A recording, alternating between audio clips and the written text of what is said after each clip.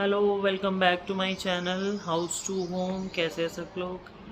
तो आज हम लोग जा रहे हैं वापस। हमारी पैकिंग हो गई है पूरी और कल कर ली थी हमने सारी पैकिंग और आज हमारी है वापसी। सेम ट्रेन से वापस जा रहे हैं। वहाँ से जो ट्रेन सुबह चल के दोपहर को पहुँचती है वही ट्रेन वापस 3 बजे निकल जाती है, वंदे भारत। और रात को 11:30 हम पहुँच जाएंगे। तो यहाँ हमारा ये सूटकेस, ये एक बैग, ये एक छोटा बैग एक्स्ट्रा हो गया हमारा। पहले सिर्फ 3 हमारी थी और अब हमारी हो गई है 4 आइटम्स जाते हुए, क्योंकि थोड़ी शॉपिंग भी की है ना। तो और यहाँ का वेदर इतना ड्राई है, लिप्स इतने फट रहे हैं, पूरा लिप्स जो है ना, स्किन बहुत ड्राई हो रही है यहाँ पे। हमारे वहाँ ह्यूमिडिटी ज़रूर है बट स्किन ऐसे ड्राई नहीं होती है।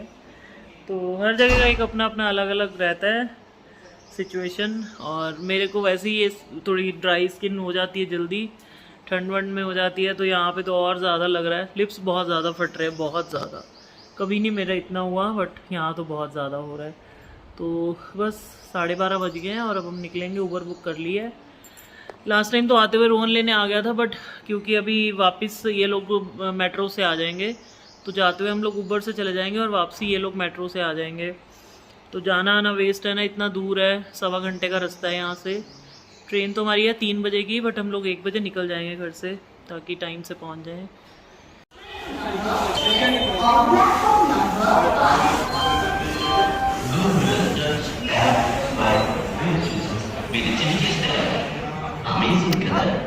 प्रेरणा जी, हम जा रहे हैं। सिर्फ प्रार्थना के लिए आपको भेजा जा रहा है वापस। अगली बार आएंगे अब हम, नेक्स्ट। पापा पुरु आस्था सब आएंगे। शुगर को भी ले आना। हाँ, क्यों नहीं। इतने लोग आने से बेटर ये नहीं कि तू आ जाए। तो अभी 2 बजे हम लोग पहुँच गए हैं और 1 घंटा पूरा पड़ा है ट्रेन आने में। गर्मी शुरू हो गई है, मेरी शक्ल से नहीं आपको लग रहा, पूरा बहुत गर्मी गर्मी सी लग रही है।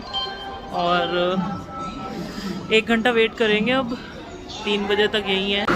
ये हमारी ट्रेन आ चुकी है, लग गई है, सामान रख रहे हैं। हम लोग बैठ गए हैं ट्रेन में वापसी और बच्चे चले गए हमें गाड़ी में बिठा के। ऑलरेडी ट्रेन लेट थी और 10-15 मिनट में चल जाएगी। तो अंदर एसी था, बच्चे कहते आप बैठ जाओ आराम से, क्यों आपको गर्मी में बाहर खड़े होना है। और वो लोग भी निकल गए हैं वापसी, वो लोग मेट्रो से चले जाएंगे। बस अभी तो सब चढ़ रहे हैं और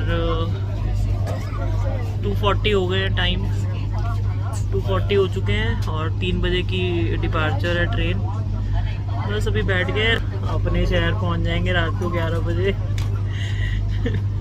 बस मुझे ना यहाँ तक का थोड़ा मैं पैनिक होती हूँ कि ट्रेन में बैठ जाएं, लेट ना हो जाए। बैठ के ना अब घर पहुँचना है बस, अब कोई टेंशन नहीं है। क्योंकि लास्ट स्टेशन है, वहीं उतरना है, गाड़ी वहीं रुकेगी, तो इसलिए।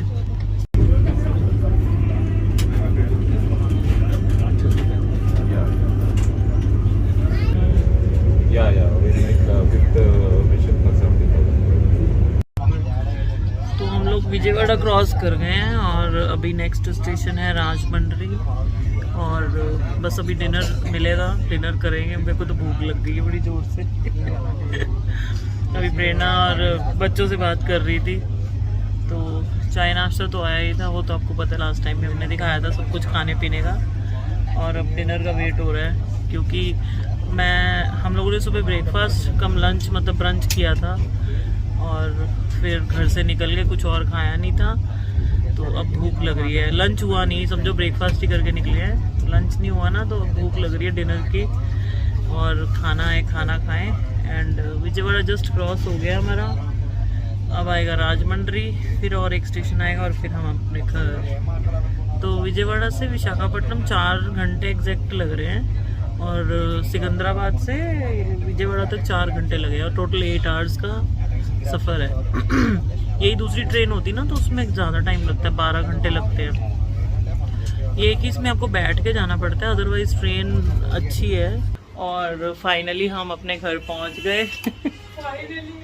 फाइनली बच्चे इतने खुश हैं और बस साफ सफाई शुरू करने लगे हैं। बच्चों ने अपनी तरफ से तो भाई काम पूरा करा हुआ है, बट फिर भी एक होता है ना अपना टच अलग ही होता है, सेटिस्फेक्शन नहीं होती, सही बात है। तो जहाँ देखें हमें गंदी नज़र आ रहा है तो बच्चों के लिए कुछ कुछ चीज़ें लाई हूँ छोटी मोटी, वो अपनी सब संभाल रही हैं। पूरू तो स्कूल चली गई है और अभी मैं आपको दिखाती हूँ गंद कितना मचा लिया हमने यहाँ। घर की हालत देख रहे हो आप। लंच बनाऊंगी मैं और ब्रेकफास्ट नहीं बनाया, ऑर्डर कर दिया आज मैंने कहा बाहर से मंगा लेते हैं, क्योंकि आते ही क्या बनाएं समझ में नहीं आ रहा था। और वैसे ही कल रात को बहुत लेट हो गया था, उठे ही लेट, 11:30 तो ट्रेन पहुंची थी। फिर घर आते आते ऐसे ही ड्राइव पे घूमते घूमते 1 घंटा लगा दिया। घर आए, खाना खाया, 2 बज गए थे सोते सोते, तो हिम्मत भी नहीं थी इतनी जल्दी उठने की। और ट्रेन में भी थकावट तो हो ही जाती है ना बैठे बैठे। तो मेरी अनपैकिंग सब हो गई है और आपको मैं दिखाऊंगी क्या क्या मैं लाई हूँ। फ़िलहाल तो मैंने सब कुछ जो है टैग्स वगैरह निकाल के किचन में रख दिया, वॉश होने के लिए प्लेट्स वगैरह, और ज़्यादा कुछ नहीं मैंने शॉपिंग की। बहुत छोटी छोटी चीज़ें लाई हूँ, लाइक 99 रुपीज़ वाला जो होता है ना सामान, तो 1-2 आइटम्स ही है जो थोड़ी महंगी हैं, और 1-2 भी नहीं, हाँ शायद, देखती हूँ मुझे भी नहीं याद मैंने कितने कितने का क्या लिया है, बट छोटी छोटी चीज़ें हैं। और कुछ सामान प्रेरणा ने भी लिया था जो वहाँ पे अपने लिए, एंड बस, और हो गया है काम, घर आ गए अपने तो एक ना बहुत रिफ्रेश सा हो गया, लाइक मैं बहुत टाइम बाद घर से निकली हूँ अकेले, मतलब फैमिली के साथ ही जाते हैं कहीं भी जाते हैं, तो बहुत सालों बाद। लाइक मम्मी के यहाँ जाती थी बच्चों को लेके अकेले बिना हस्बैंड के, तो थोड़ा चलो एक ब्रेक होता था पूरी फैमिली से, तब बच्चे भी छोटे थे और जॉइंट फैमिली थी, तो तब लगता था कि चलो एक महीना लगा के आती थी तब तो मैं। और मेरे पापा के जाने के बाद फिर मेरा जाना कम हो गया। फिर मैं जब भी गई हूँ इनके साथ ही गई हूँ, हस्बैंड के साथ ही गई हूँ, और बच्चे भी बड़े हो गए, जैसे जैसे स्कूल कॉलेज ये वो सब, तो रिस्पॉन्सिबिलिटीज़ में से निकल ही नहीं पाता है इंसान। अगर एक का कॉलेज है तो एक का स्कूल है, एक को छुट्टी मिली तो दूसरे को नहीं मिली। तो अभी प्रेरणा के यहाँ गई हूँ बहुत टाइम बाद, बिल्कुल बिना बच्चों के, बिना हस्बैंड के, तो अच्छा लग रहा था, मतलब एक रिफ्रेश हो गया माइंड कि चलो सबको थोड़ी वैल्यू भी समझ आई 10 दिन मेरे से दूर रह के, कि बंदा कोई अपना घर ना हो, जो जिसको बिल्कुल ये होता है ना कि ये कहाँ जाएगी, ये तो साथ ही रहती है। तो जब 10 दिन नहीं मिली तो फिर समझ में आया कि इसके बिना ज़िंदगी नहीं है। मुझे तो यही फील हुआ है कि हस्बैंड ने तो बहुत ही मिस किया है मुझे, बच्चों ने भी किया है। बच्चों को तो ये होता था कि मम्मी जल्दी आ जाओ, खाना बनाना है, आप नहीं हो, खाना बनाना है, क्योंकि खाने वाने का काम बच्चों को ही करना पड़ रहा था। और प्रार्थना को मैंने बोला ना कुकिंग में उतना इंटरेस्ट नहीं है, बट वो ऊपर के सारे काम देख लेती है।